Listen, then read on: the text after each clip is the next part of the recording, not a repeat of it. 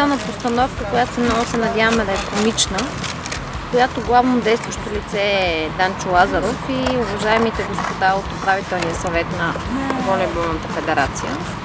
И искаме да визуализираме, да унагледим, така да се каже, какво се случва в момента и кой дърпа конците. Така че, всъщност, колко трудно се играе волейбол, когато си ти вързани ръцете и краката. То идеята на подобно нещо, според мен, хората започнат да правят подобни събирания с цел да се забавляват и да играят волейбол в града, като демонстрират по някакъв начин позицията си. И най-малкото, което можеш да направиш е да не си мълчиш, защото ние много обичаме да казваме баси колко тъпо се случи.